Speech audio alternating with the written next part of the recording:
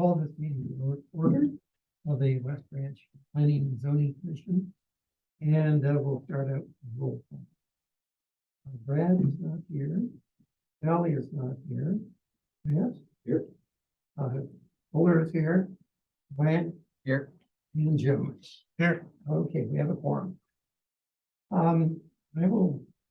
We have a agenda in front of us.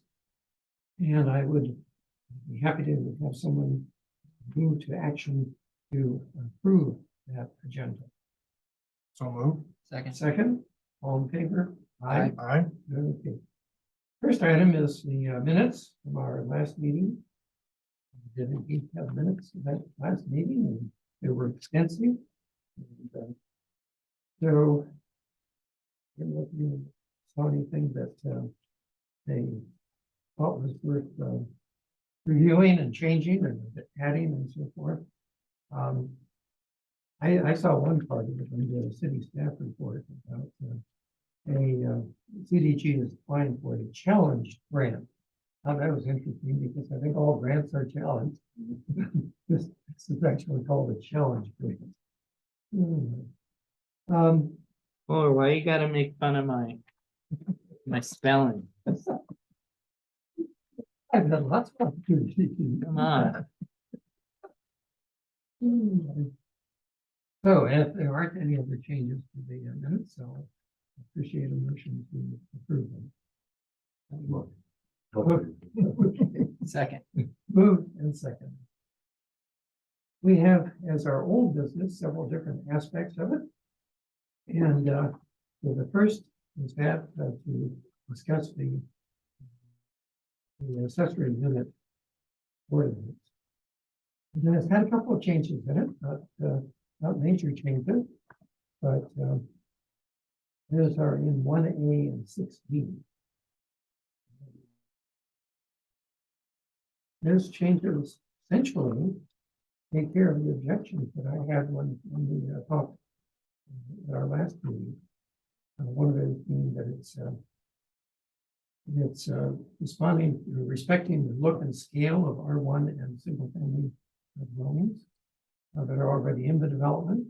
I think that takes care of my ideas about consistency and cohesion.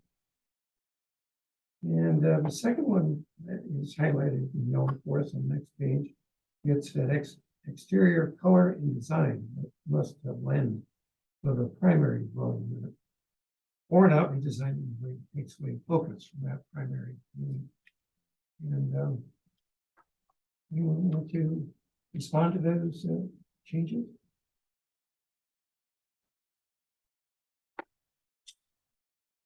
I don't know how well blend will work. I didn't know if you had any comments, Terry. Because how do you define blend? That's kind of why I put, doesn't take away focus from the primary building. That way you can say, hey, that's taken away, purple and pink polka dots is kind of taken away. But that one's kind of a toughy word. Match.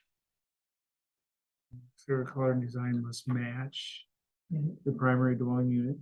I think that's too strong. Matching. Somehow being in accord with, I think is more the idea. Jive.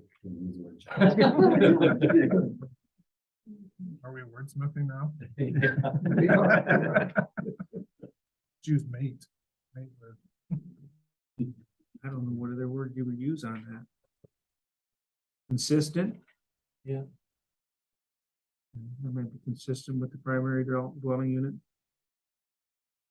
Yeah, clearly it's going to be a value judgment. But you don't want something that necessarily has to be exact. Have brick on one, but not the other, wood siding. So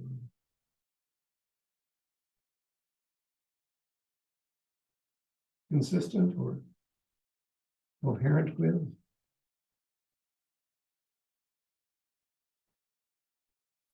I don't know. I'm fine with either one. Yeah.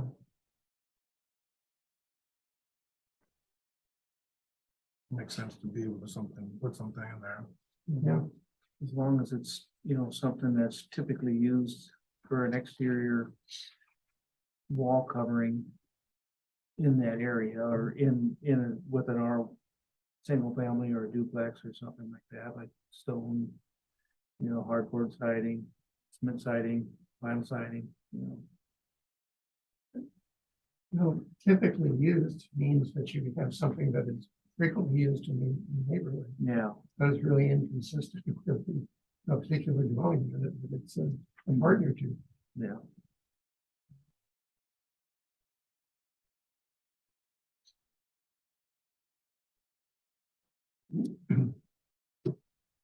And I don't know, Terry, you kind of mentioned maybe on R2 lot, it might not even be easily done if it's a 25% open space Correct. requirement.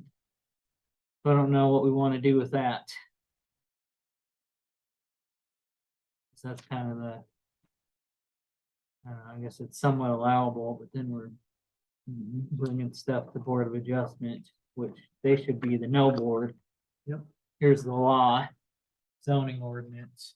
They really shouldn't be Yeah, giving they're out much exceptions. more strictly bound. Yeah, because what we were looking at was if you had a 7,700 square foot lot and you split it into a 0 lot line lot, and you only had the minimum 35-foot width Mhm. and the typical 7,700, whatever they are per length. If you took 25% of the 3,850 square feet and then divided it by 35 feet, because that's your width, you gotta have 25%, you're down to like 27.2 feet of open space, and you're required to have a 25-foot rear setback, so you may not be able to do anything. So unless you do go to the, Maybe that's the intent of this commission too. And you want it almost exclusively to R1 unless you have a bigger R2 lot. Yeah. Or it's a single family R2 lot, take care of itself. which is fine. That would be your con Yes. writing it this way. Come in, go for it. How do you guys access the ADUs? Is it gonna need to be accessed to the ADU at all? You mean from the public right of way? Yeah. Doesn't have to. I mean, it says in the ordinance that they have to have their own separate entrance, so I would assume if it's in the principal dwelling unit, it has to be off to the side or the rear, so you'd have a sidewalk down one side of the house to get to it, but if it's in an accessory structure.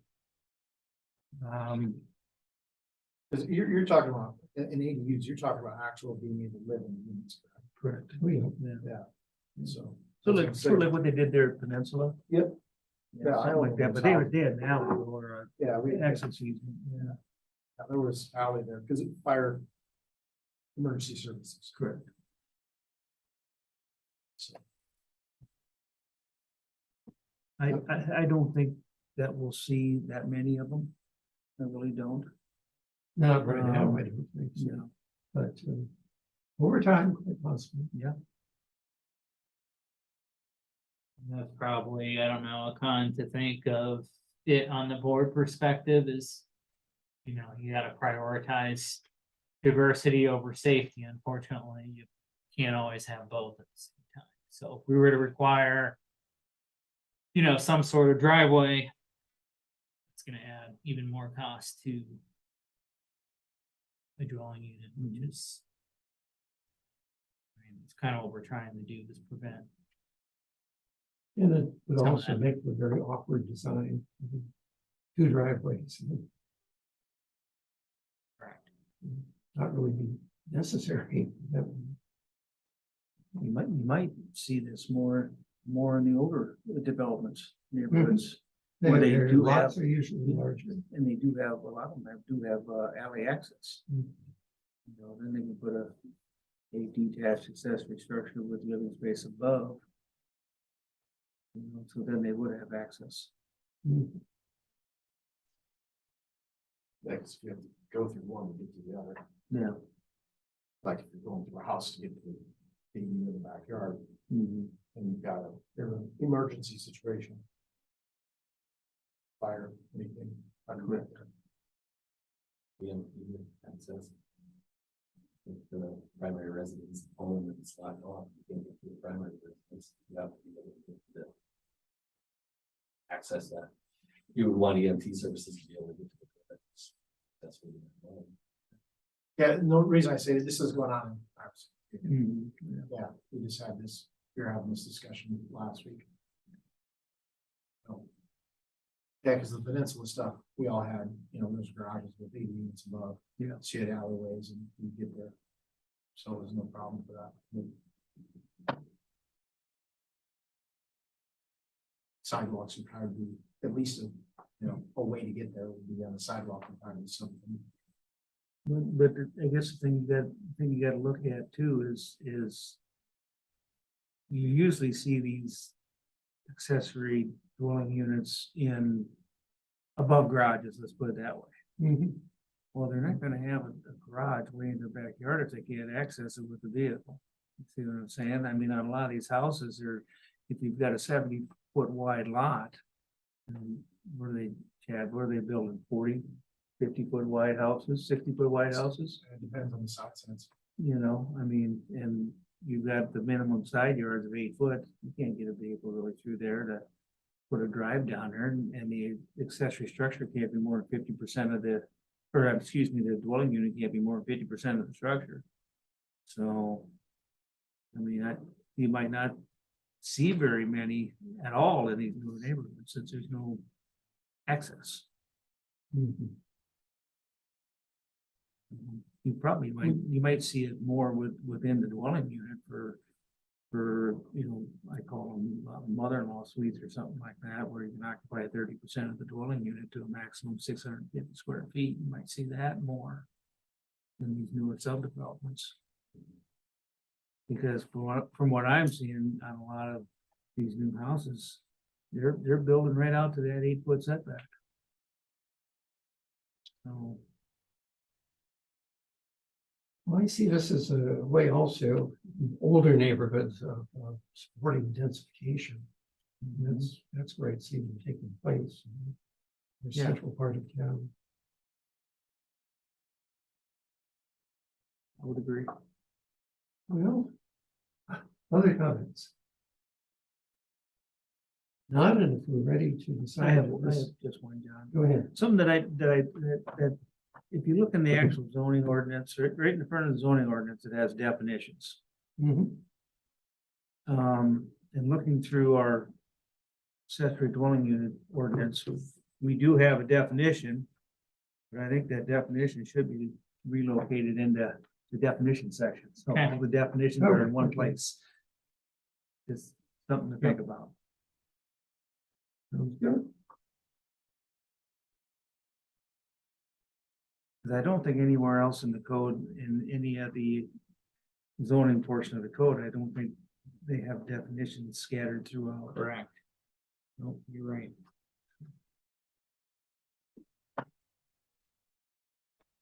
It says that the very first sentence, accessory rental units. Don't we wonder, accessory dwelling unit? You assume they would be rented. What would be the definition of an accessory? The dwelling unit would give them the opportunity to own it Mhm. versus rental would not. So if we're gonna have a definition, it'd be accessory dwelling unit, you should probably have the headings on accessory.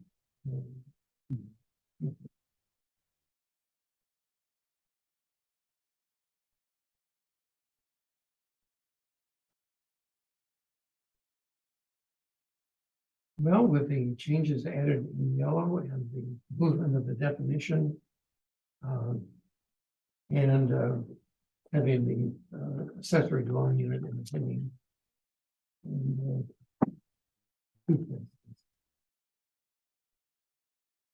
are we satisfied? You think we've got something that could be proposed?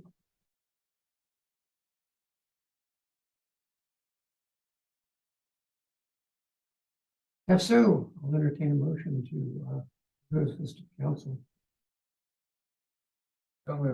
Ryan moves. Second. Thank you.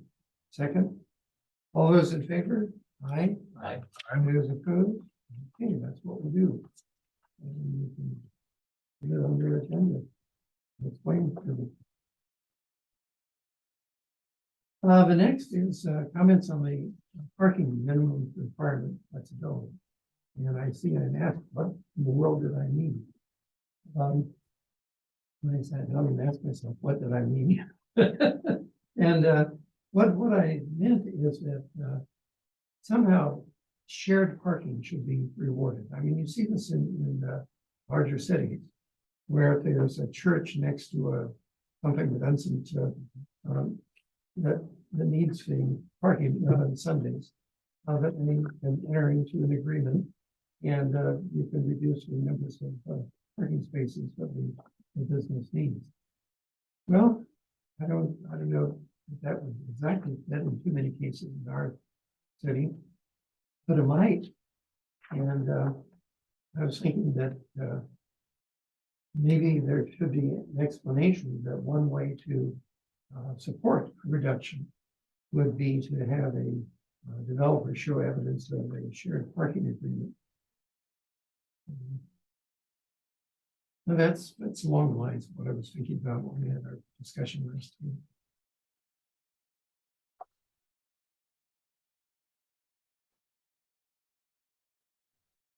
Does that sound at all reasonable or really out of left field? Makes sense to me. Seems to be applying logic to our parking needs and. Yes. Which we really should be doing. I mean, most of these parking requirements were set up not 50 years ago, 75 or 80 years ago. So what you're saying, John, is they would have to come to the board here to be allowed to share parking? No. I was saying that one support element in agreeing to a 25% reduction would be to show that there was evidence of the shared parking. So it would be parking on a separate lot, almost like if you, sort of like the church up here. Yeah. If someone wanted to use their parking. Or somebody else's parking that has different kinds of hours. But, so there would probably have to be some type of signed agreement, I would Mhm. assume, and would that have to come to the board for approval? What I was suggesting is that would be a rationale, that would be a support element. Otherwise, they just come to the board and say, give me a 25% reduction. But I think the board might be reasonably proper to ask, well, why do you want a 25%? And where are people going to park if you have too many people on the point? No, I get what you're saying in terms of having a criteria.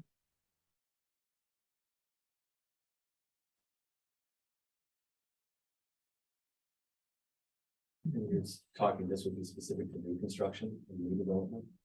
John? That's an interesting one. I thought that this probably related to new development or redevelopment. But I think what if you expand more than 25%, then it would. yeah, let's suppose you have an expansion project. You want to increase the size of your business. There is a section in the zoning ordinance that says all parking spaces required herein shall be located on the same lot, same building or use served, except where an increase in the number of spaces is required by a change or enlargement of the use, or where such spaces are required, are provided collectively or used jointly by two or more buildings or establishments. The required spaces may be located not to exceed 400 feet therefrom, so which is requiring, allowing them to put them on a different lot. See, what that says is that if you expand your building, You don't have enough there. you have to have more parking spaces. But they're saying also, they can be located not more than 400 feet from the actual building.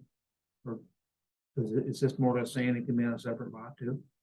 Is what I would It's say. saying that it has to be pretty darn close. And I see that as especially desirable. I also see that, if you're gonna expand your building, do you really need additional parking spaces? That's where a 25% reduction could come in. So let's say it's US Auto Force, it's basically warehousing.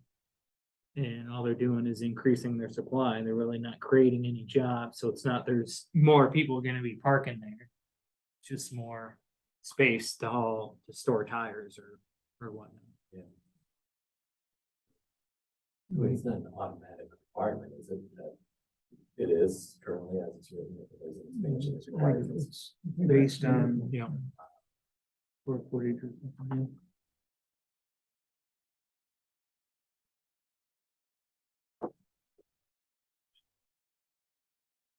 That makes sense. Yeah.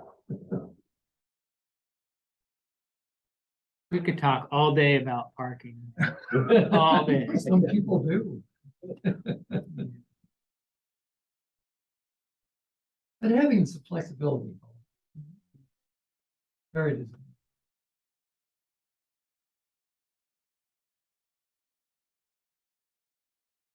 So is the concern if you allow them to have fewer parking spots, that there won't be room to put parking spots at a future point? If it becomes necessary, like I'm thinking, if you build a facility that's set for this amount of occupancy, you have parking for that. Then you expand it, like say US Auto Force just for storage, but then a new tenant comes in and is gonna be using it as an occupied facility, then they need the parking. And it's not available on that lot because it doesn't have the space. Is that then an issue that we don't want to get into? Do we want to allow it to have a too small a parking space without having a land reserve that allows for more parking? Personally, I tend to think so. Yeah, But part of that is in the business's thought process. Do they really want to have something that is much more labor intensive and a lot more people may want to park there? And they don't have enough space, then they could find an off-site parking area for their people, or they could well, if it were in a city or something with parking structures and so forth, it could lease some of the parking structure for the overflow. Now, I would say what we're trying to do is give choices. Right now, there's absolutely no choice. You have to put in X amount of spaces, but that's say, yes, let's say in your example, Auto Force, they only need this extra space. For some reason, they thought they needed it for 20, but really they only need it for 3. Then they rent it out. There's nothing stopping the people renting out from putting in parking spaces if they need them. So that would be the difference, is we are requiring X amount of parking spaces, but there's nothing. If we were to reduce that requirement, there's nothing stopping them, unless they're building all the way to the setback, but there would be nothing stopping them saying, hey, there's not enough parking. I want to put sure, they could add 8 spots. or Right. Yeah. I guess I just wouldn't want to see a position where developer comes in or somebody would like to build a facility. We allow them to reduce the parking by 25%. And that they have a site plan that doesn't really allow for them to expand their parking situation. And then they're stuck. They just don't have the availability of land. Because they won't. I don't know. And if they would have to provide the parking to go ahead and have that use in the building, you have to go ahead and find a piece of ground that allows parking as a principal use. Yeah. And you couldn't even do that because usually parking is considered an accessory use, not a principal. I don't agree, or I agree with you, John, that we need some flexibility here, but I just keep things we've been hammered into our brains for so many years over there in Iowa City that you can't get enough parking. I think that's in and everybody's it's hard. brains because we're all into a one person, one vehicle sort of thing. Yeah. Nothing that promotes carpooling per se, nothing that says, hey, somebody might be able to use the bicycle. We don't have any transit, so you can't do that. But somebody might be able to walk to work. Anyway, I just think a stringent requirement for parking is really outdated. It's not that people aren't gonna complain. I mean, you know, the usual thing, if you've got a business, you wanna park right in front of it. Of course, your customers can't park right in front of it, so there's never enough parking. Well, if this seems like not an unreasonable change, it may need a little bit more wordsmithing in it to make sure that it says what we want to and allows an opportunity to get out of a restriction. So maybe that could be worked on, and we can take it up again next time. Are you okay? Yeah, no, you're fine. I'm just thinking in my head as a developer, since we've got one here. How do you? If we were to say add Matt's requirement saying there has to be space available, not that you have to put one in. What does that do to you, or does it do nothing?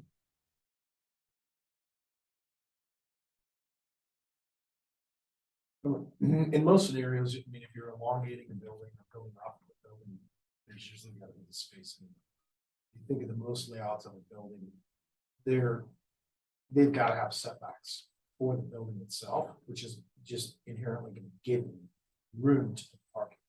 So if you've got a 40-foot setback for a building from front to back, but your concrete doesn't need that setback, then you can pour some extra parking, and put extra parking. But I'm just, if you take a box of lot, Yep. you've got a building that's on there that can't cover the whole thing. If you're just extending a building, in most cases, you're extending, there's green space in front of it. So, you know, or if you wrap that building around, then you can get that concrete and parking lots can be closer for a setback. So.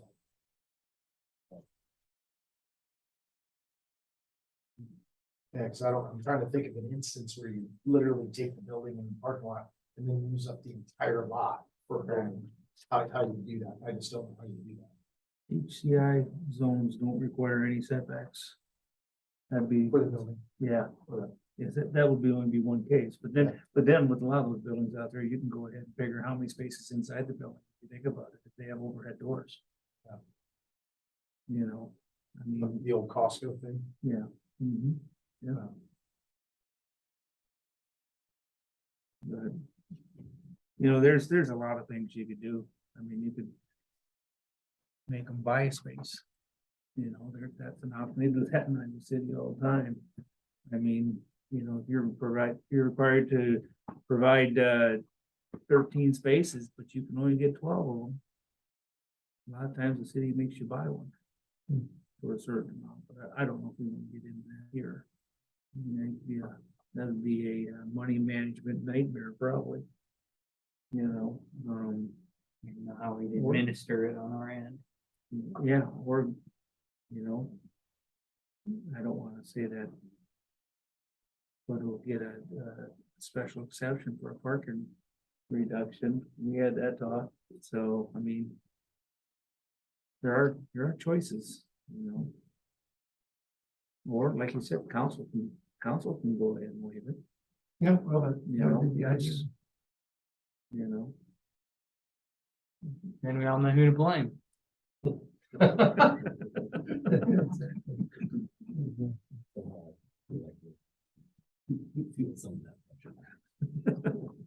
Okay, well, we'll take that up again next time. See if we have any slightly different wording. There's a landscape requirements discussion. And I don't assume you want to stop taking minutes and share your ideas in this. Or-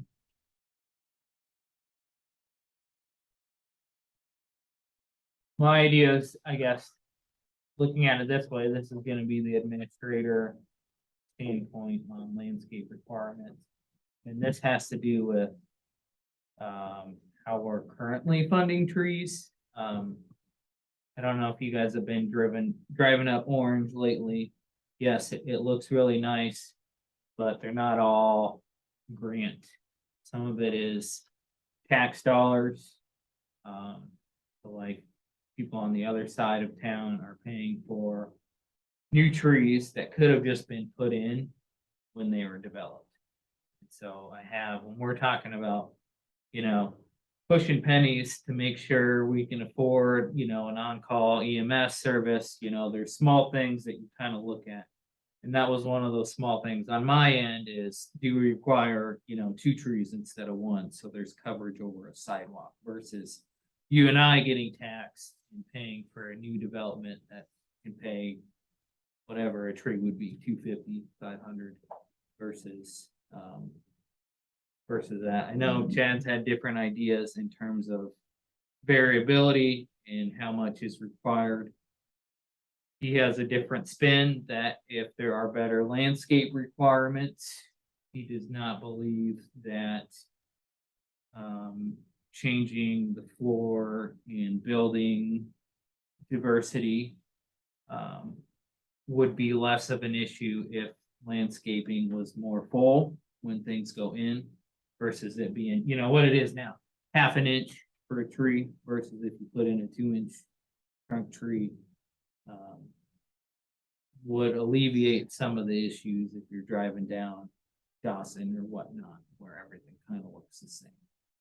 So that's his development argument. I didn't look at any type of ordinance templates. I just want to have the beginning discussion. It seems like, if we want full neighborhoods and we want walkable neighborhoods, we're kind of forgetting the purpose of trees a little bit.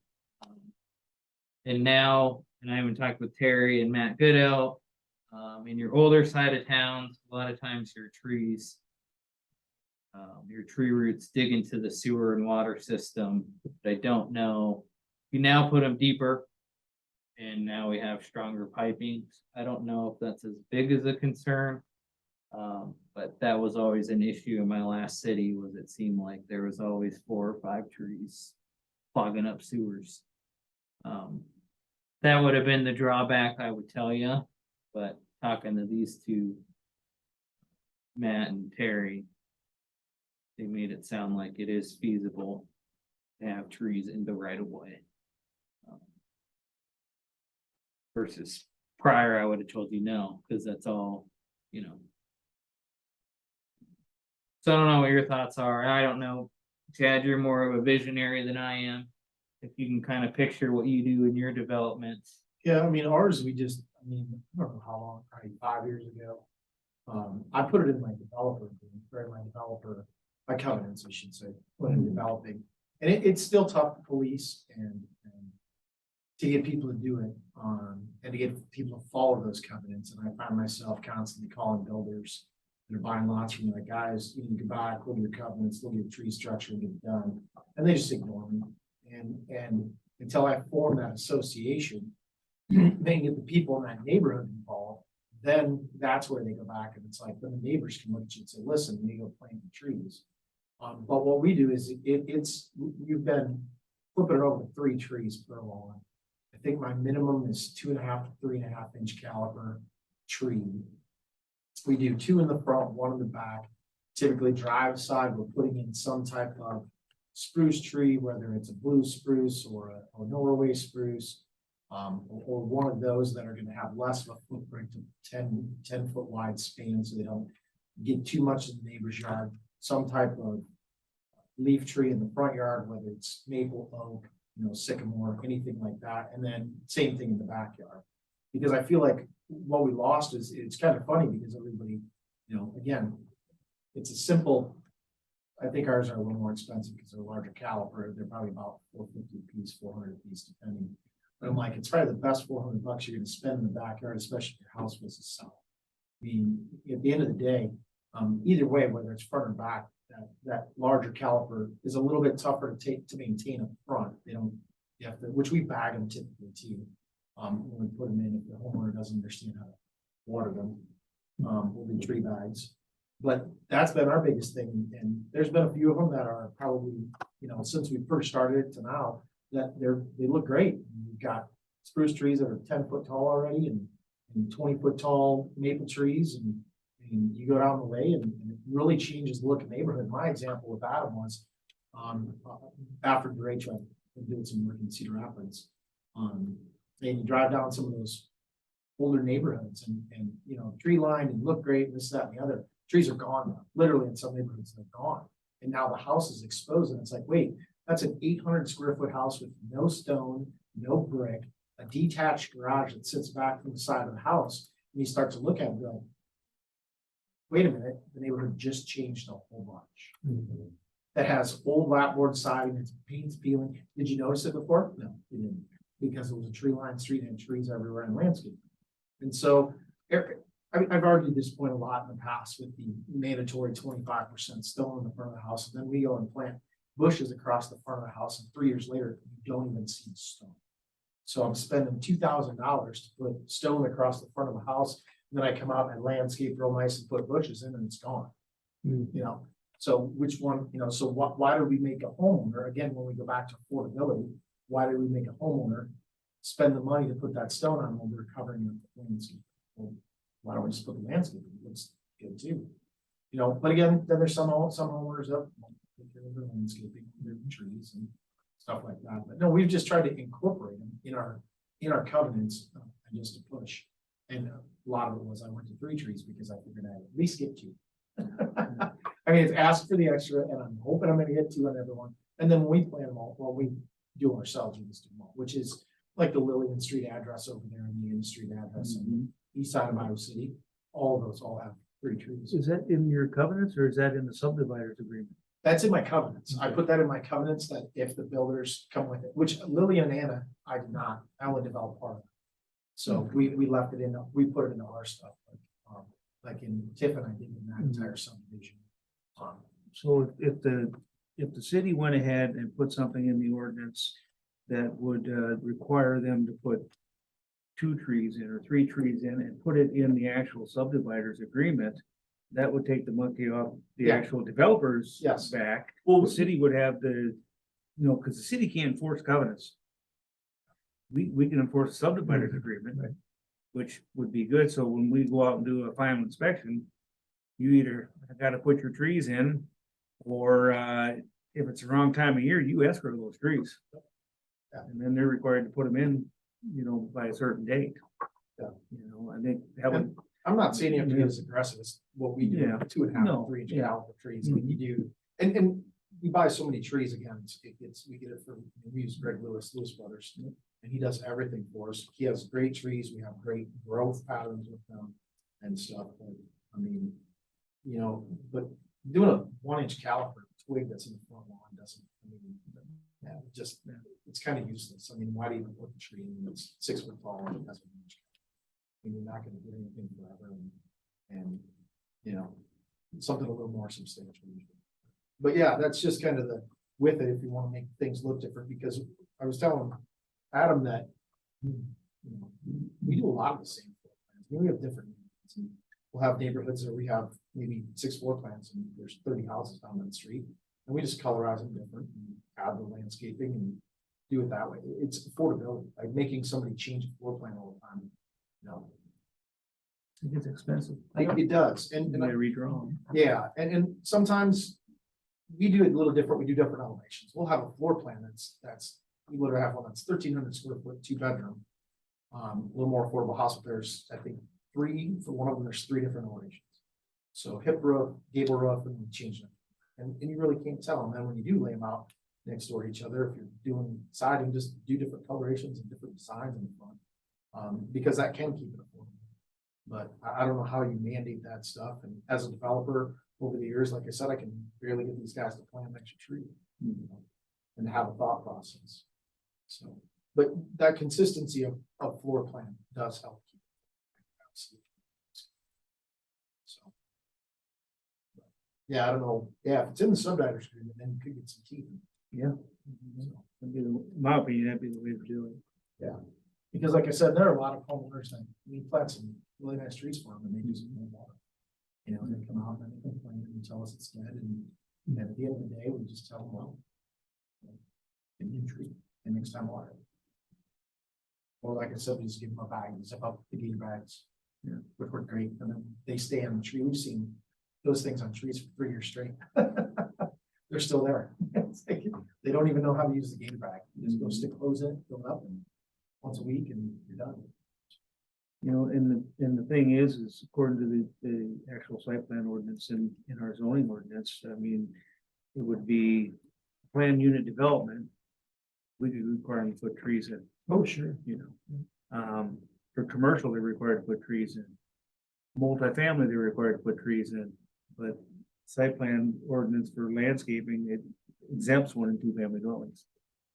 Unless you have the teeth of the PUD or whatever. So if you put something like this into the actual subdividers agreement, that would be the way to go if that's what we wanted to do, what he wants to do.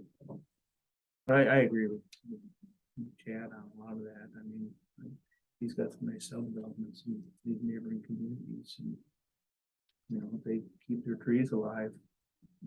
They grow up quick. I've seen a lot of trees grow up over the last 30 years.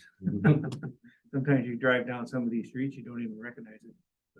You know, it's wild. I've definitely seen the same, and I started out with something smaller than 3-inch type trees. Yeah, you don't have many trees on your property, John. No, 150 or so, something like that. And like I said, it doesn't have to be. Just saying they have to have. 2. I never understood why I wouldn't put one in the backyard. Most people put a 1-inch caliper in the front yard, and maybe 2, and that's it. And you specify what trees also. I mean, We don't specify, but. I mean. What we've done in the past in the covenants, which we tried to push this, and again, I can't get teeth in it, was, I just said you need to call Briggs. Because he had our specifications, because we don't want crap trees in there either. So, you don't want any walnut trees. no. I mean, is it? Great for wood. Yeah. Don't get me wrong. Gorgeous. And I'm not sure either, but do we even have a tree ordinance for, that Matt uses? And there are There- specific trees that aren't allowed. in Yeah, the city in that limits. we just established a Cottonwood. tree commission and they're looking at the species type, so. They're reviewing type of species, but that would just, I guess my. Con to that is, I'm worried, even if we do have a landscape requirement, it's gonna be the same tree in every spot, and then. That would be a definite problem. That would be an issue if we run into species too in general. Cause if they were all ash or whatever, you know, maples are strong now, but wait till the next fungus goes after it. Mhm. That's what would bother me, cause I know it makes sense. It's easy to call somebody and say, hey, I need 50, red maple trees versus saying I need 10 this, 5 that, 10 that. You know, and then there's varying costs. It's hard to do your financial projections when you have to do all this variability stuff, but. I'm a little bit concerned on my street that we all have the same species of tree. Cause once one goes down, the rest are probably. I'm not a big fan of urban birch, but we love it. But there's 3 or 4 different kinds of maples, and there's sycamore trees, oak trees. Oak trees we don't plant as often because we really struggle with people to take care of them. You know, they're pretty temperamental in our soil, so you really gotta keep rid of that tree to get going, so.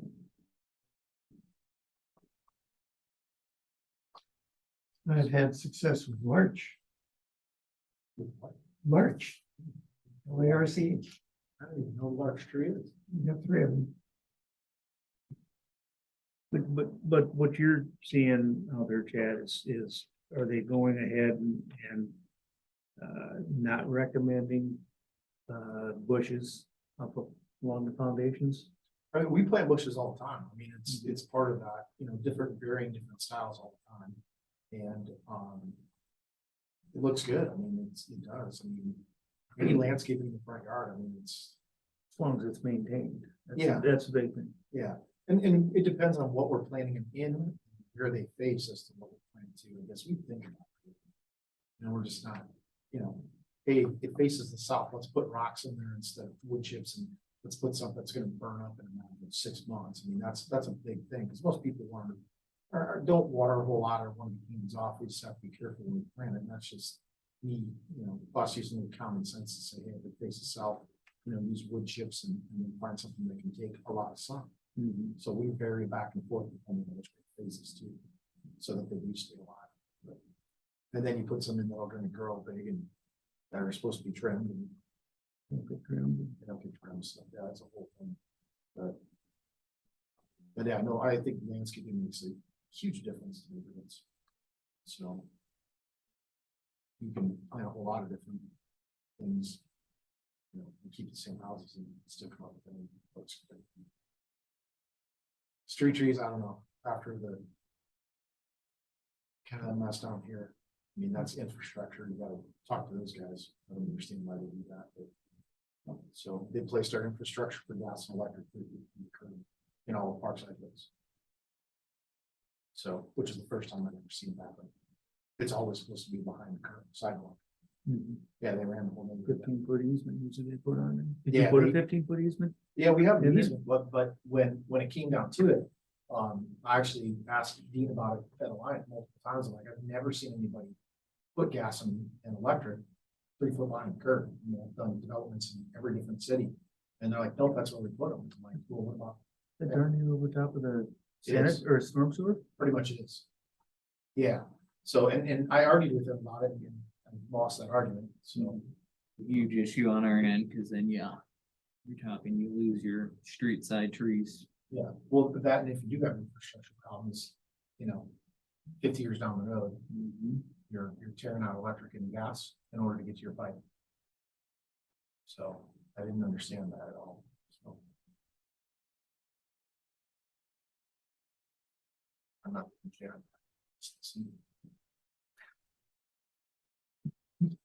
Sounds like to me you didn't need that 15-foot easement. I'm just saying. Just leave it alone. What does Iowa City use for street trees? They keep them smaller. What do you guys use for street trees here? You stay with the smaller Well, batch? That comes out of engineering department, but I know we've got that new subdevelopment. Well, it's not new, it's a year old, but it's half full already up there off of Tamarack Trail. Yep.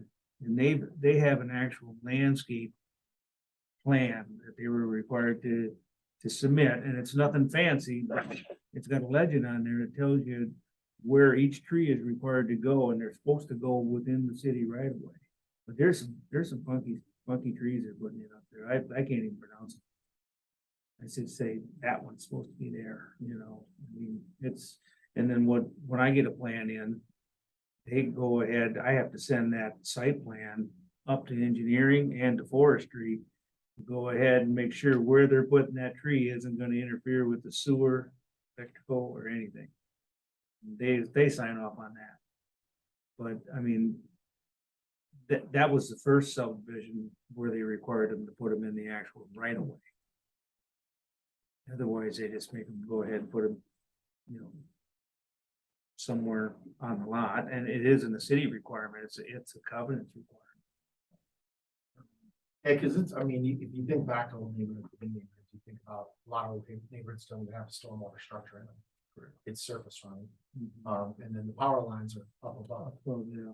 And so a lot of that's where a lot of that has changed. And if we have a 25-foot setback on it, you know, you're running a lot of stuff from that, you know, behind that curb or behind that sidewalk, which is actually in the easement there. So, Yeah, and the thing, problem with Iowa City is they went ahead and reduced their required front yard setback to 15 feet to the house. Yeah. The garage has to be 25 feet, but the house is up 15. If you got that 15-foot easement, you gotta plant a tree in there. I think our sidewalks on all of that slid forward to, what are they? Well, it's a 5-foot sidewalk now, but what are they? We had some of those, I thought we only had 4-foot sidewalk, 3-foot gap, so it was 7 foot to back. Yeah. So I know we even slid that forward, which then when you come to infrastructure time, you gotta tear it out, you're tearing out the sidewalk. But it kept everything forward though, and brought the house forward. Yes. Yeah. So, And again, like, like we were talking before with the house and the garage, break things up, so.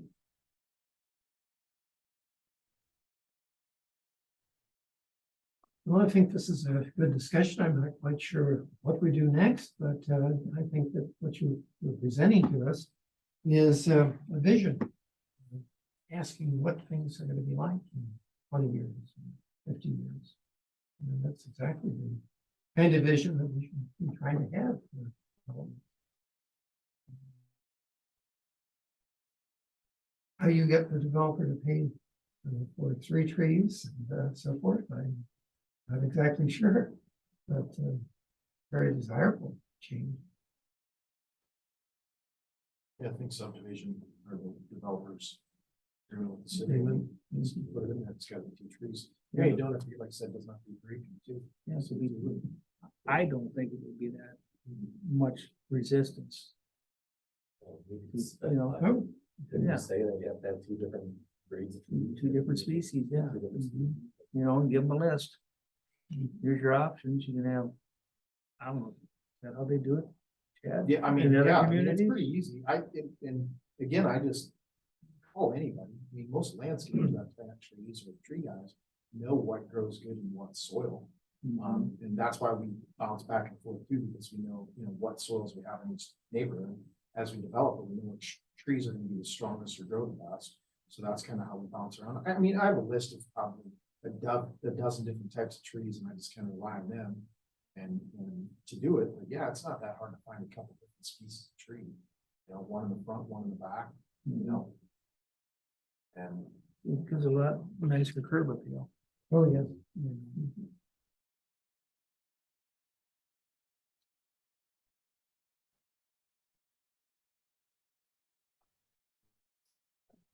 I definitely think it needs to be put in the subdividers agreement myself. well, that just gives us the help. It does. I mean, I don't think most developers are gonna, they're not paying for it anyway. No, The homeowner is going to, and one of the builders, which you can pass on to the homeowner. And it's just a matter of, like I said, when the covenants I have. With the subdividers agreement, then, if you go out, like you said, you go to inspect and say, you need a tree in the front, you need a tree in the back, it's gotta be from this list. And doesn't have, and even if they let the contractor lets the homeowner decide what tree do you want off this list to plant in your front yard, because they're gonna probably want a tree anyway. Anybody that takes pride in their property is gonna want a tree or 2 in their property. So you give them, you got these options. Dad, can we have this maple and, this dead elm? But you know what I'm saying? Then, you're giving them options. Gives them a little more home ownership.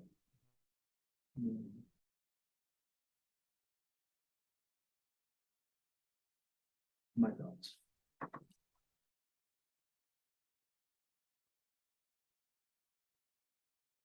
Okay, well, we aren't talking about a change in our ordinances. We're just talking about change in our procedures. So, maybe our minutes can show a very concise summary of the discussion and recommended. Matt's minutes were perfect. We'll see how it looks like when it's typed up. Corrections to future missions. Okay. Next. Okay. What we did with this planning questionnaire. And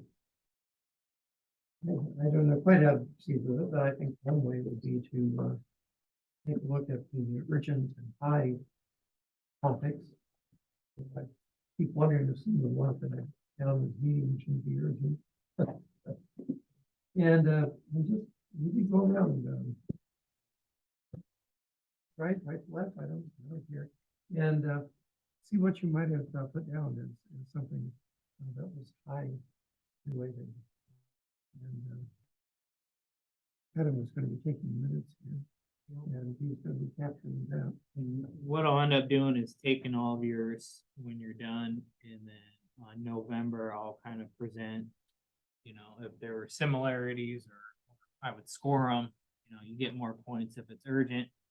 But what I'm looking for is direction from you guys in the next couple years. Sometimes things just fit. Sometimes your urgent isn't always the easiest for me to get done. But sometimes, something comes into play, whether there's, when I look at it, I'll use my Garner example is, they wanted to put in a trail along Highway 18. That was not like priority one. But when we got the grant, it became priority one because there was a DOT grant that was available. We applied for it, we got it.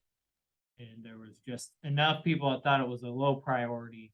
Well, I see it's low priority, but a lot of people said it was, a lot of commission members or city council members said it was a priority. So when that grant came out, I felt like I was advocating on your guys' behalf by at least trying to apply for those grants. So everything kind of matters, but I need a picture for when the occasion arises, if something fits a grant or something fits my admin time. It's something you guys think is a priority. Obviously, I go after urgent and high first, but sometimes something is a fit. So that's supposed to be something to help me use or council uses if something comes down the line. If nothing comes down the line, then obviously urgent and high.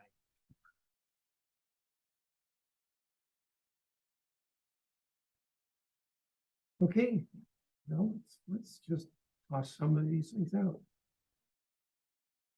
I got one. Okay, And this came up before, the stoplight at the school. I mean, we're seeing all this growth across from the school. There's a lot of single family houses up there last month. I noticed that today, kids walking up and down that street. mhm, And I thought at one point the city was talking about requiring a stoplight up there at that school intersection. I'd hate to see one of these kids get dinged, you know what I mean? But I think that's high, especially the way West Branch's growth is going that way. I mean, they're opening up that other part of that subdivision, Wilton Ridge part, whatever it is. And then you've got Cedar Johnson Road. I mean, these are all single family dwellings. mhm. There's just a lot of growth. I just think that's pretty important, so. I had a lower priority on reduced traffic congestion on Main Street by the high school. I didn't have a traffic light necessarily, just plain reduced Something, I mean, congestion. You got, I think if, my opinion now, if you just put in a turning lane there, I don't think that's the answer. Now you got one car turning and one flying by it, and with these kids, when they get out of school, they're all, how kids are, thinking around, not watching what's going on. And it's my thought. Or even put a stop sign, something, They come in, you just wait, once they go ahead and get the Herbert Hoover Highway done, people will become flying into town. Even if they put the turnaround there, that's, 35 miles an hour. Who knows? You can't That's a go concern of mine. I mean, 35 on a roundabout. you can say it, I don't live there, but I know it's a concern because I'm up there all the time. Mhm. Yeah, I did mention in mine as a more broad option, I guess, just to catch up on infrastructure. Because it's, there seems to be an abundance of needs for public projects. Like the old side of town has underground pipes that are needing maintenance and streets that are chip seal and everybody wants, upgraded. But then on the new side of town where all the new residents are, you've got undersized infrastructure, roads that need a turn lane, chip seal road that's turned into a collector. and sidewalks to go with them, like the whole, my kids ride a bus from Greenview because there's no sidewalk access to the Right. schools. And I think that's better than it was when I was in school, because kids used to just walk across the field. But it's not a good solution necessarily. You've got two access points to that large established subdivision. Now it seems like there could be, you got a trail or some kind of, sidewalk infrastructure there. then That could be solved, or at least spread out.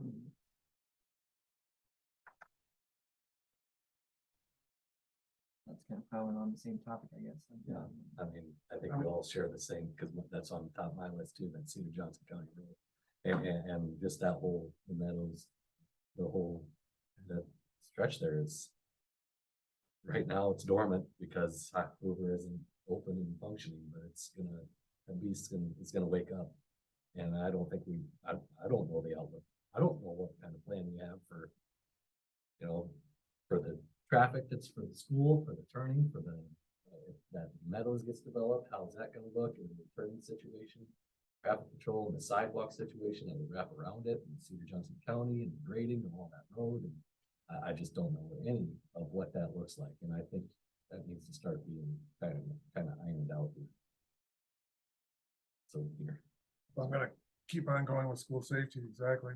The other thing is, aligned with, we're gonna see 110 or 120 unit development to the east side in the next 3 to 5 years. Gonna ask him, Adam, we've got Chad's development up to the south up there. Where do these kids walk?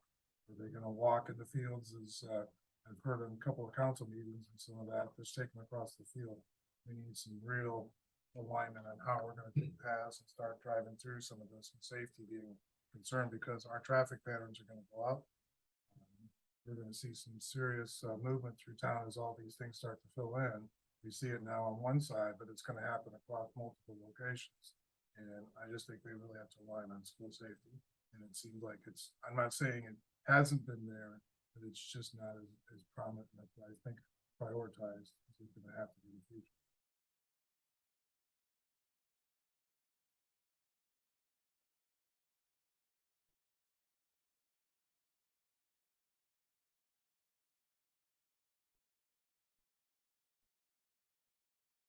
Well, I've got another one that's rather different, and that's to figure out ways to support low-income housing and infill development.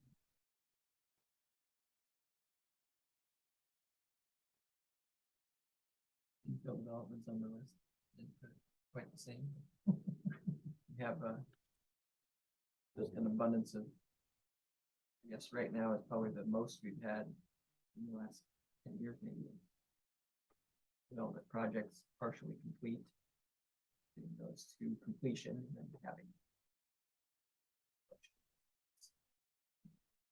There are regions that kind of have targeted for infill. No, But I mean, what I'm talking about is we currently have, like, the Meadows is got maybe 2 phases left or 3 phases left after the one that has already been approved. There's the Kroll site is in process, Parkside Hills is in process, and just having those. They've already started, complete, get those in the next 5 years completed. Hmm. And finding Okay, I didn't. funds and talking separately, another topic, which is affordable housing options. And none of those things are probably no, they aren't. applicable.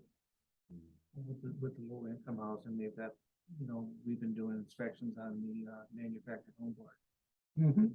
Using those services for those, and they've got nothing pulled in there already.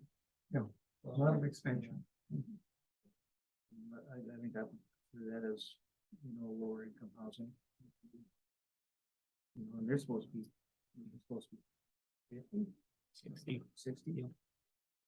The best idea is to have what is called scattered site housing. There are elements of more affordable housing scattered throughout the city. And if I mean, there may be some vacant lots around. Some houses that have gone beyond their lifespan. Various possibilities. And this is just, I'm just thinking about this, why haven't we seen any, Habitat houses in town? We've got one. Just one? Mhm. How long, what was that for? That was about 20 years ago when I was on the zoning board of adjustment. And we worked to allow them to build on a non-standard lot. And I'm surprised we don't see any more of that. Which, Are there really that many open lots? I was gonna say, are there chances for infill here? There Right, I are think here and so. there. Said it, I was gonna say, cause I've looked at a lot of real estate in town, it existed too. And because we're doing infill projects in Cedar Rapids after Rachel. And it's tough sometimes to find those lots. Mhm. Where somebody is willing, if they are double lot, and willing to sell them off for. Until, which unfortunately, until you have the city involved and go after it. Yeah, it's a market failure, so you need some sort of incentive one way or another. Nobody's gonna build a $300,000 home next to a 75,000 without subsidies. You're not gonna get $300,000. So, Habitat's a great idea. If the East Side Main reconstruction, if that happens next, we're starting to do surveys for it. Let's say it gets done in 2 to 3 years, then it opens up a little bit more expansion on the east side. Right now, water pressure is not the greatest. But it should open up some of the areas. A lot of east side too is floodplain areas too. So you're talking south, it's up the slabs on grade. Yeah, and that's what Habitat, that's what they used to build, all slabs on grade. No basement. there's some north of Sixth Street, but I think there's a lot of dirt work that needs to happen there. I think it's generally a little bit more expensive.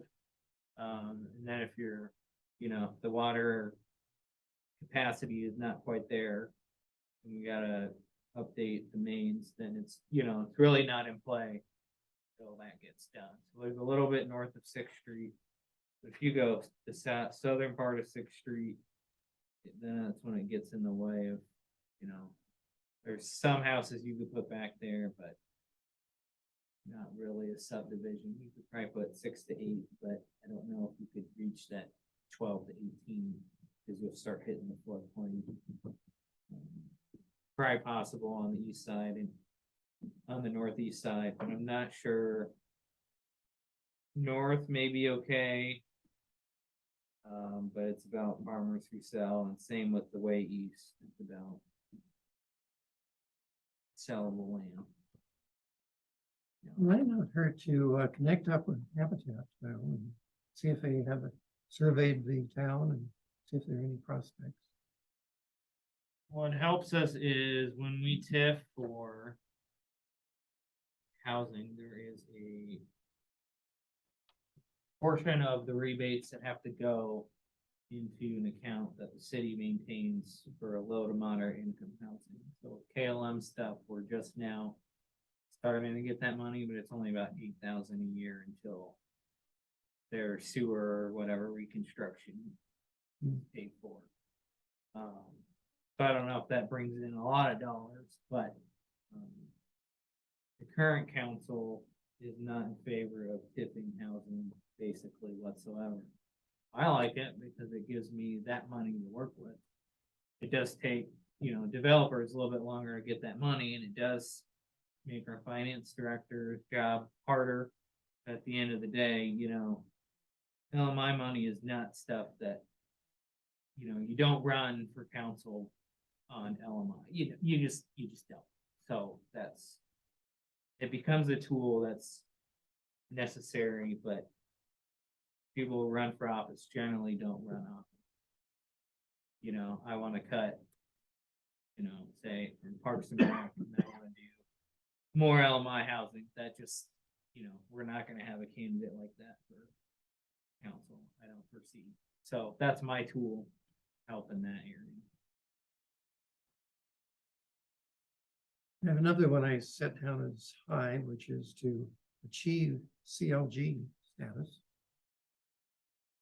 Certified local government status.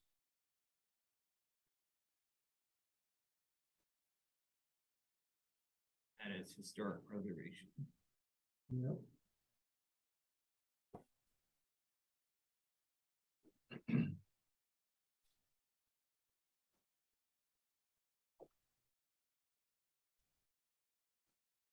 Go, Matt, you're kind of quiet. You ran for council once. Well, God, I hope you felt better. yeah, Oh, my. yeah, I didn't wanna be the bad guy and contest, John's run for more affordable housing, but I kind of want a balance. As I just kind of take this position as I'd like a balance between affordable housing and R1 development. And just kind of, because sometimes affordable housing can also become problematic with people that don't necessarily can create challenges in town. Or I don't want to be insensitive, but at the same time, I also want to keep value in the community, and I want it to be family oriented. I want it to be safe, and I also wanted to see some balance.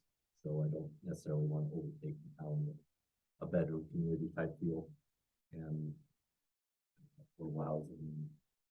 I love the infill that's going out in Kroll, but I don't necessarily want that to be littered all over town. Because I think that becomes a lot to control. A lot of resources. I think a lot of resources are required for that sort of thing. But I don't think that's really a planning and zoning position to take. I mean, tell me if I'm wrong. But, all I want to see is just balance, and that's sort of.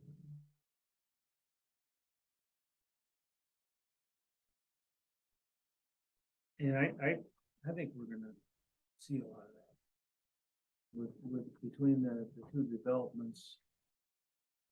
The one on the east side and the one on the west side here, I mean, between the townhouses, the zero lot lines. And the single family dwellings, I mean, that's gonna bring in a whole different mix of people, I think.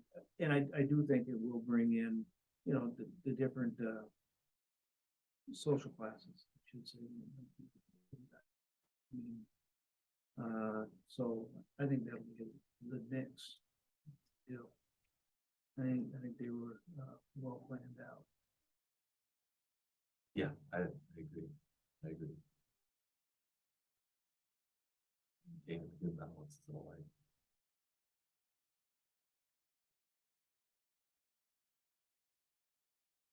Well, I wrote down, I think an issue is finding ways to interact with the council regarding our planning recommendations. We can have recommendations, but they aren't going to go anywhere if they aren't taken up. And recommendations are just that. That's what we do, is make recommendations. But interaction with the council to interpret our recommendations, to promote our recommendations, to tell why we thought that was a good idea, whatever it may be, I think is pretty high priority. Is there something you feel like they haven't taken? I think we have a lot of recommendations in the comprehensive plan that just haven't really been explained or taken up. And speaking of comprehensive plans, that's another thing. Ours is getting dated. It's reached its 5-year life. Somehow, somebody ought to be pushing for a new comprehensive plan. Not gonna be mean. Sorry. I understand, you've been there, done that. What is the standard life of a? Well, actually, the best practice is supposed to be 5 years, but then you find ones that are 30 years old. So, So, I know some communities that they're pretty old, Right. I think every 10 years is probably the most realistic. The amount of work that goes into it. To do it every 5 years is impossible on my end. So, We worked on the last one for 5 years. Yes, you're right, I did. Oh, my, but, that doesn't mean that you can't, take up sections of that plan and, revitalize them and add more information. There might be things that change in the environment over 5 or 10 years too, like we have the readily available solar energy, for example, is something that is relatively new. Mhm. Applied in our most current comprehensive plan, so if there's another electric vehicles might be the next thing that needs to be reviewed, you know, you can just review the transportation and infrastructure sections and make sure it's compatible with electric vehicles for your next update. I think those are the kind of things you want. Yeah. I think that was one thing I was just gonna bring up was we had talked about these charging stations. Yes, Whatever happened, it's just like they just went away here and, there- you know, they're going ahead and they're cranking this up, you know, the government's cranking this up to get all these, you know, vehicles, electric vehicles, and, you know, we've got a presidential community here where people, I noticed the other day, one Saturday morning I was in town, these people were walking all over town, you know, buses are coming in, you know, vehicles are coming in, and they're gonna be electric. Yeah. You know, and people are gonna come from a long distance and they're gonna need to charge their vehicle up and draining. well, there's federal funding, that's, just coming into play.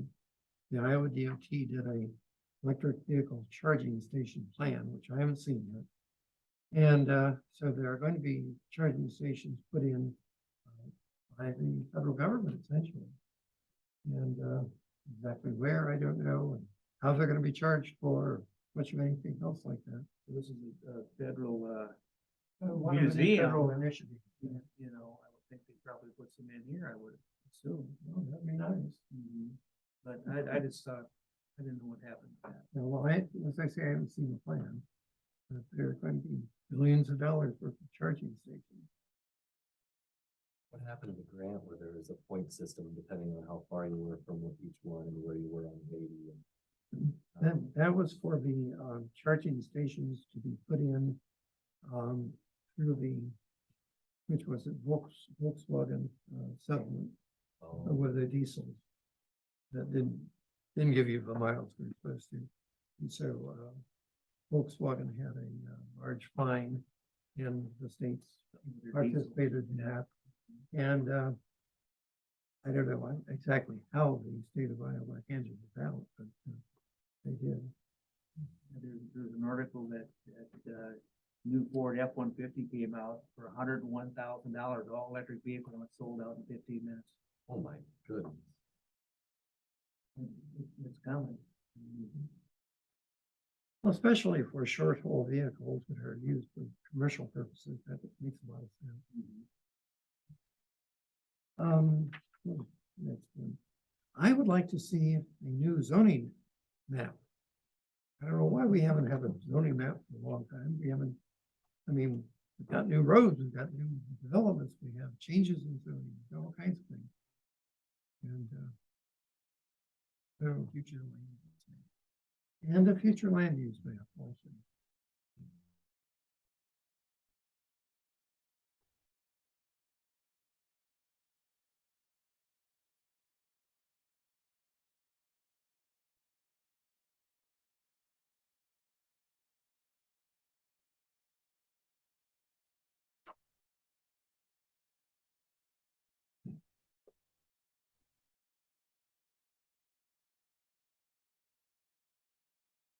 Nothing immediate, so it's fairly low priority. But I'd really like to see whether West Branch has grown enough since 2020 in order to try and request a special census. I think we've got lots more people, and special census would be bringing in more funding. Something that Adam desperately needs. You'd have to maybe get an idea, you'd have to go ahead and look at the single family duplex and zero lot line and multifamily. That has permits that developed came in. since 2020, yes. That's been quite a few. That would help us on the road use, street funding side, 'cause that Right. is funded based on per capita. Some other stuff, it doesn't matter, but probably the one that we have like no money in, we have 250,000 a year basically. is what we get for streets. When you talk about administration, that eats almost, a good chunk of in equipment, then it's like, you got nothing. for projects. The payoff amount, like the special census. How many, I'm gonna assume it's probably 10,000 would be my guess. you have to have how many additional residents? I don't know. I'd have to research all that. They may say it's not enough growth. I'm gonna assume we are not growing that fast to where they do. I think North Liberty was growing really fast. We did a special census in 2015, right? And that was 5,000 people or something. Like that. Stands out in my mind. I don't know if that's right. Maybe Do they go by number or percentage? Can't remember how they do that. Is it by percentage of growth or the number? of growth? Number. When you're talking census, it's number. the payoff may be different too, like. We have 500 more residents. Worthwhile for a 5-year census and see what they want. Yeah, they're gonna go to a higher number of town, versus somebody going from 500 to 800, it's not worth census staff time. I'd have to look into it. Two things, what's the mechanism to get a special census? Three things actually, what's the cost? And then do we have an idea through the numbers of building permits and new construction and so forth as to how many? And maybe wait a couple of years. The whole site looking like it has people in it. Yeah. And, Every month I report to the census, which I did not have to do in Garner because of how fast we're growing. It was once a year in Garner. But every month I have to report to the census and through another analytics firm too. Rural and Rural does some special stuff too. So every month I report to them. So I would say they're halfway aware of there's more growth here. They're asking me these questions, and they're asking me questions on what we're spending on capital expenditures. None of that stuff that we were asked in Garner. Well, the other thing is the 2020 census is generally thought to have been underestimated. You know, the chance for hope. Oh, I'm certain that it was underestimating. Up here.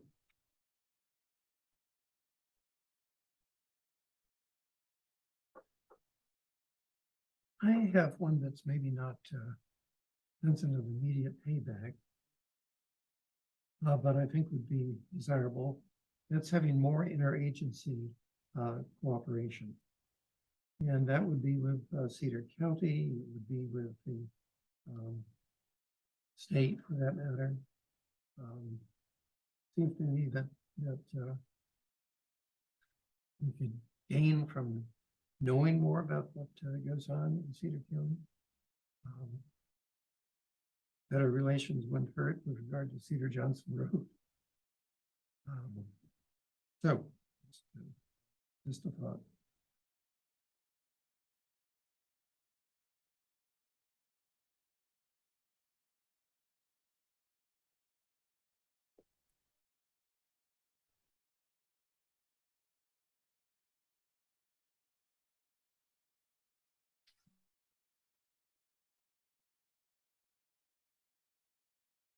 Jimmy, you want pedestrian bridges?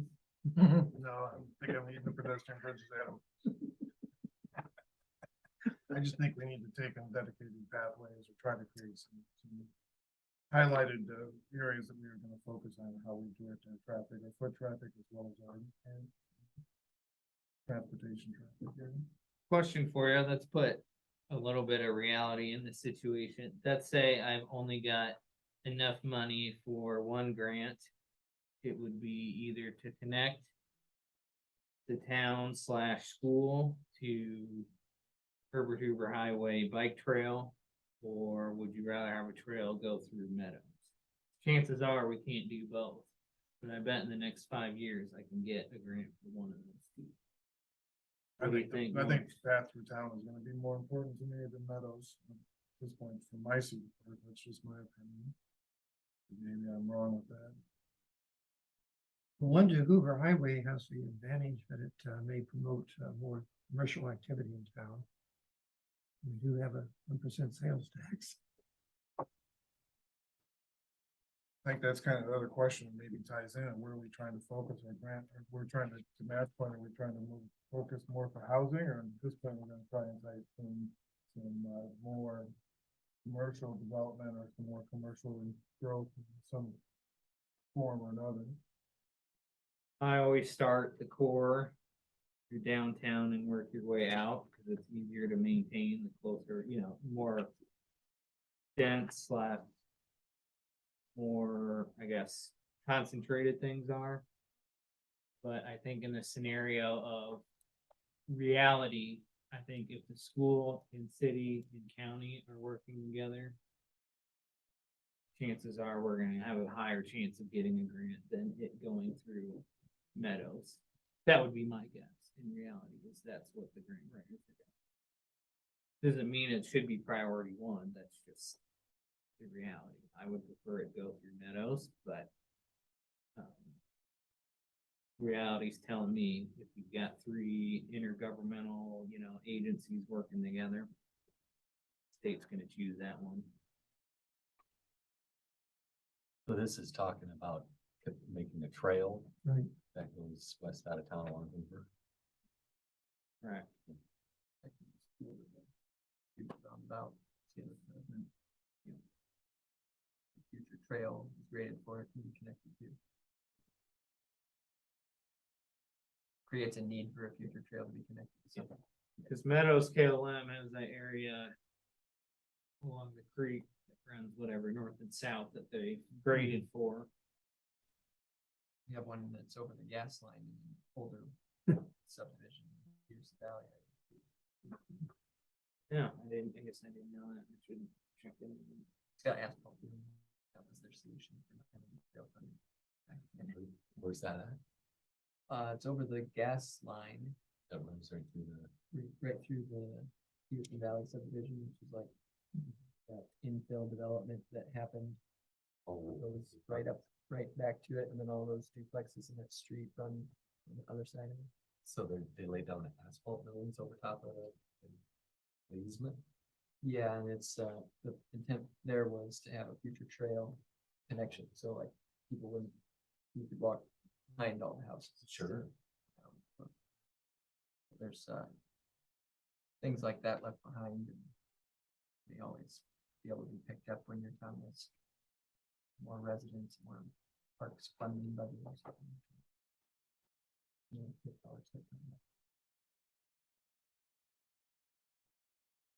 I remember losing that pipeline alignment. Because we go right through residential areas, if not current in the future. Big hill on that subdivision. And then to answer your question in terms of how loss kind of works, it is not based on the sales that go on in your city. It is based on the sales that go on in your county. So it's the population of your county and tax population and your taxable valuation for the county's valuation. So all these home sales Hard. probably, all gets collected to the county. Or the state collects it, goes to the county, and then the county's supposed to use this formula. So a lot of our growth is better for subsidizing some of the loss in other communities in Cedar County. Sort of touched on what Jim said, but I had one note about finding ways to attract commercial business to town. Because I think it's been well known, there's not a lot to do. I don't know that there's much to be done about it until we have people to support. Which is why higher on the list is finishing infill development. Certainly with 500 more people in town, there might be more opportunities for some kind of amenity to, you know, provide a service to people that are currently traveling to Iowa City or Tipton or, you know, the Quad Cities. Sure. put a lot of pressure. Cooney's Kitchen We and talked about this twice now. I'm working Wow. on it. I'm trying. Hey, I'm digging a hole for that building, Yeah. so here we go. I want them to. Don't get me wrong. And I think we as a city need to do, I would say, a better job of advertising what is available. But if you pay attention to what the library does, what Park and Rec does, what CDG does, we do a lot more. You know, a lot of communities around here. The difference is we're just so close to Iowa City. I don't know. It's such a monster. Until we hit a certain population, is this guy gonna be, you know, comfortable? That's just the way it is. That's, you know, easier to grow, you know, in Tiffin with 5,000 than it is with, you know, 2,500 here. So, I think there's maybe opportunities to be unique in our growth too, like, you know, like the things that anchor a community, you know, like what was Corville before they had the mall, you know, we don't want a mall, we don't need it that big, but maybe there's something that isn't currently offered within that 30-minute radius. And everyone, if we could start bringing people this way from Iowa City, find some amenity that's not already there. I think we have some niche market things which we brought up in our comprehensive plan. But maybe finding you know, like a retail tenant or some other, I mean, it seems like our model has always been agricultural. We get a agricultural, we're not ungrateful to have ag industry in our town, but I think also it'd be good to find something that could get people coming over here and maybe thinking about, oh, just move over there, you know, be closer to, they've got a decent grocery store and a place to go shopping and get clothes and I think changing habits in West Branch will be helpful, whether that's pharmacy, dentistry, or grocery would help. Because right now it's just, you know, automatic. Let's go to Iowa City. Quite frankly, I think what we need is a couple of good restaurants. There's not much on, you know, if you really think about it, there's not much on the east side of Iowa City. Yeah. You know, and we're, once they We get, withdraw. yeah, but once they get Herbert Hoover Highway done, it's lickety split over here. It's 5 minutes. You know, I mean, you don't even have to get on the interstate. there's like a pocket of the kind of business that I think we could make here, you know, the Blackstone in that little corner there. And draw the people on the east side of Iowa City can have their little community area. I think we could have, you know, something like that, and maybe even because we have luxury of the interstate, you know, we were able to support McDonald's for 20, 30 years now. That why would they come here other than it's right on the interstate making back business from them? So why wouldn't another, you know, retail entity that's maybe not represented in Quad Cities or, you know, their nearest other location might be in Cedar Rapids, that you could draw a lot of people from the Quad Cities in Iowa City by taking a place right here on the east side of Iowa City. There's a lot of bicyclists that ride their bike from Iowa City all the way to Tipton just to go to that Tipton Family Restaurant for breakfast. There's no doubt. So if we had something like that here, I mean, I think we have some good Cooney's startups. Kitchen. Yeah, well, there's, we even have restaurants that are in town are good. I think they're well established. Finding other ways to get people here. Restaurants don't seem to be in short supply, I guess. We could maybe have more, but there's definitely. It's like Carl car dealerships, they cluster. And we should be able to have more restaurants around here as a restaurant cluster. So people come not just from one restaurant, but for some other different type of dining. And keep coming. You know, it isn't just drawing the people out of Iowa City, it's drawing the people from Tipton this way, from, you know, Mechanicsville this way. None of these towns are really that far away. If you had a really good restaurant, you know, and other things where they didn't have to drive into the big city. You know, I mean, heck, when I've got to go to Menards, I sure in the heck don't go to Iowa City. I go down to Muscatine. I mean, just 'cause I don't want to deal with all the dang traffic up over in Iowa City when you deal with it all week long. So, I mean, same with going out to eat. We don't even go out to eat anymore because there's no, you know, we don't want to go back to Iowa City by crowds or anywhere else. I mean, and you can only eat so much Mexican food over there in Tiffin.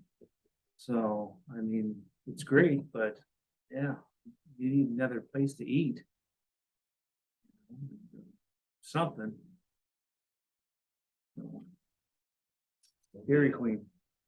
I'm gonna take advantage of, We've been trying. yeah, There is a lot of interest, and don't get me wrong, but, you know, the downturn here in housing is, and interest rates and costs. I mean, that's really, you know, when we started, we just don't know, and all of a sudden, you know, that's why we don't have the affordable housing. I mean, 212 plexes were committed last year and we haven't started them. Because the lumber itself went up $200,000 per building. So again, we're trying to keep it affordable. If I go out and build them, I mean, that rent rate's gonna go through the roof. I mean, it's gonna jump and it's just purely cost. So I think it's coming. I know there's interest. I mean, you know, Peggy and I work together, talk to each other, Peggy Slaughter. Yeah. Talk to each other, you know, 3 times a week about the interest that's over here, but you know, I think a lot of it was we've had some feedback. They thought that we'd be cheaper. And I'm like, wait, what do you mean by cheaper? And they're like, well, you're $18 a square foot on that new building. And I'm like, that same building in North Liberty is $25 to $28 a square foot for the same setup. Where that Subway lands in North Liberty, I think it's 25 or 26 bucks a square foot. You know, so I mean, I think people thought they were gonna come into town for $10 a square foot in a commercial building. It looks like the gas station, you know, we wanna look, I want that look because I've got a neighborhood I want to look a certain, I don't wanna put up a cheap building. I mean, I could strip all the brick and stone off it. You know, how long does that last? How long does it stay looking? You know, and attract the tenants. I mean, I think you'll get there. I think the pullback has been at about everybody is, you know, it's just everything's slowed down. It takes a while. But I think you'll see, I think over the next 2 years, you'll be surprised. Because I know the amount of interest that we're getting in that stuff. It's just a matter of time. It'll go from 0 to 60. And, you know, we get one of the big ones in. It'll just go quick. So I think you'll see it. So just have to be patient. And I'm not very patient either. That's what we do. So.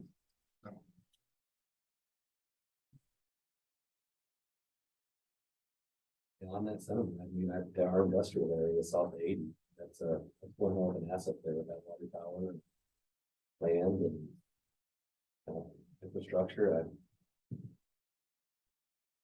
think that's a pretty big opportunity to bring in some maybe retail. I've been working with ICAD pretty hard, but there's one sticking point. You need a $2 million lift station. Who the hell is gonna pay for that? I can. Iowa City area development. They do like the bigger stuff, manufacturing type of recruitment in the Iowa City area. Or they do it. Yeah. But we need a lift station. Isn't that how they get that rail spur to the east side of Iowa City for that business that never came? That's like, you got well, I never have businesses here, as I understand. none that need a Is rail. that for that lumber yard? Center lumber? I think it was them. Depends on what type of TIF district it was. Some TIF districts last longer than others. If it was slum and blight, or if it was established before like 1999, then it can be unlimited TIF, so. Or unlimited amount of years, not unlimited dollars, but you could always keep tiffing. If the growth happens, but now it's limited, states limited some of the rules, which. For better or for worse, we have some really loose laws in Iowa when it comes to TIF, so. I just don't like it when cities are competing each other, that's. But you have to play the game, so.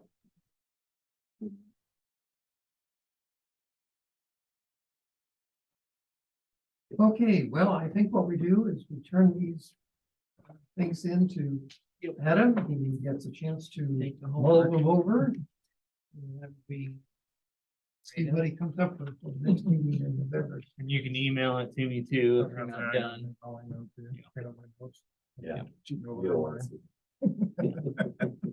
don't put names on them. It's all right, I know your handwriting, John.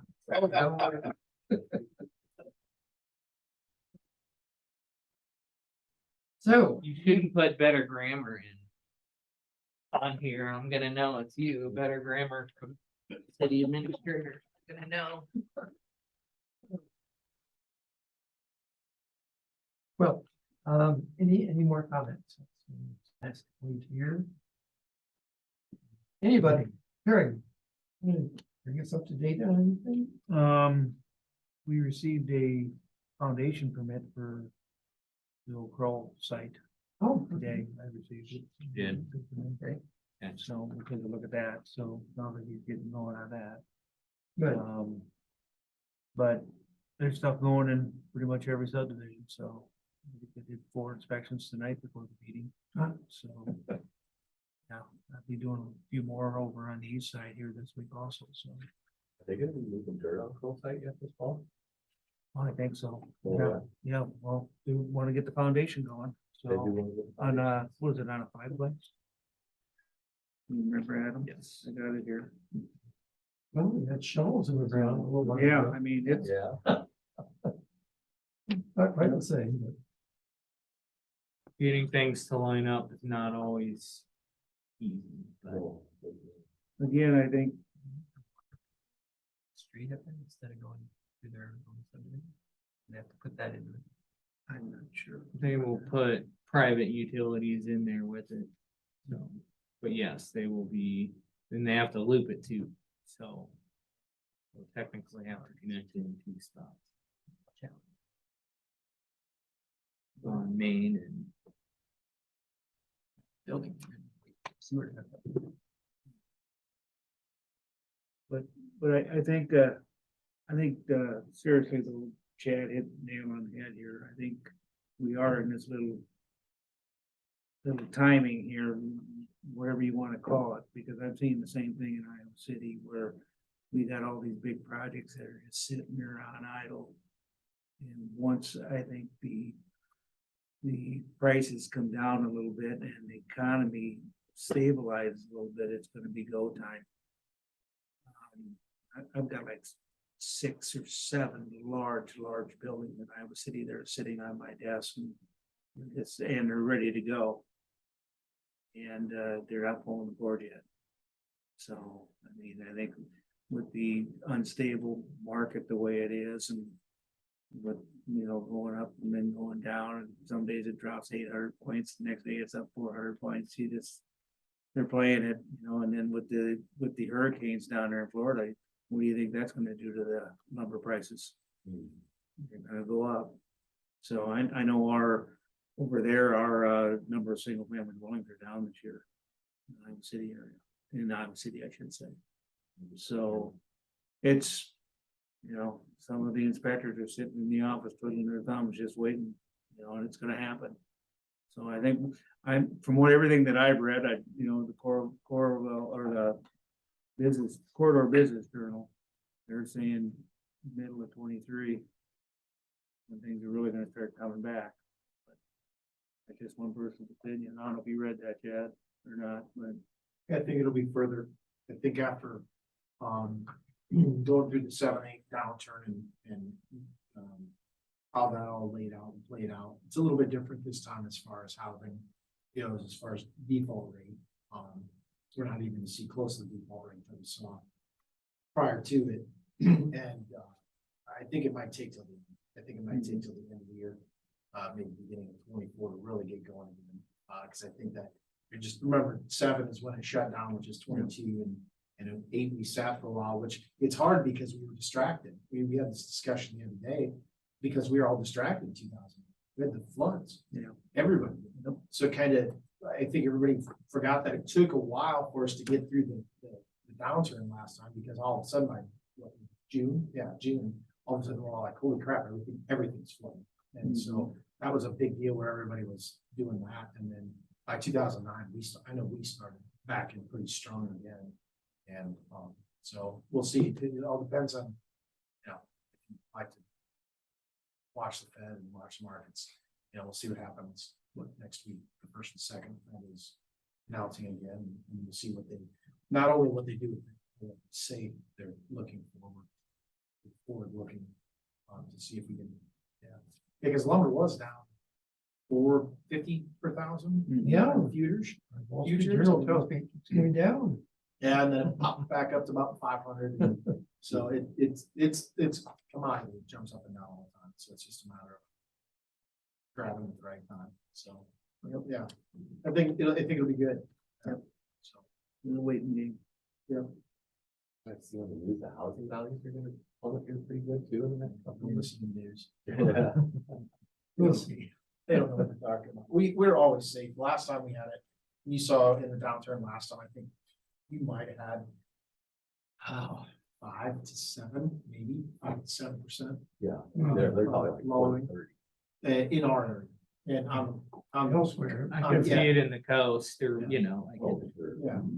Yeah, they're just. We're pretty insulated with Yeah. the university. Um, I really think we are. kind of lucky too. A lot of the economic trends hit coastal states or they hit tourist communities first, so we can kind of react. That's even the same in 2008. Yes, there was a flood, but it really didn't hit us till 2009, 2010. So, So Adam, anything more we should know about? With your adjourn? no, Okay. I'll be happy to entertain. yeah. Thanks. That's why he's gonna be the next chair. I'm waiting for it. Look at this, Ryan already. We're gonna meet over Thanksgiving or not? Is that what it is? Oh, well, it's Tuesday. Second. Maybe only if Tuesday. there's something to meet about. I imagine, as I told Fuller, I imagine we'll be talking about a solar farm close to the Alliance substation. So. 22nd. Anybody leaving? Let's just do Nope. either November or December.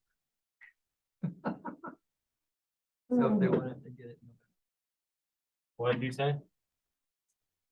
They're always by holidays. November and December holidays, just pick one or the other.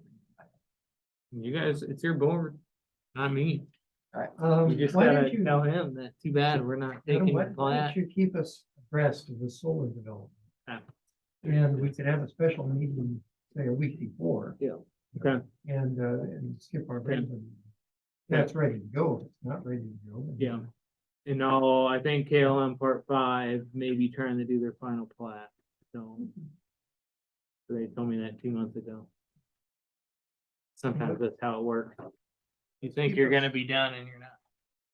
Just keep us abreast of it. And then we can call. So I have a motion to adjourn. Second. A second, okay, we are adjourned.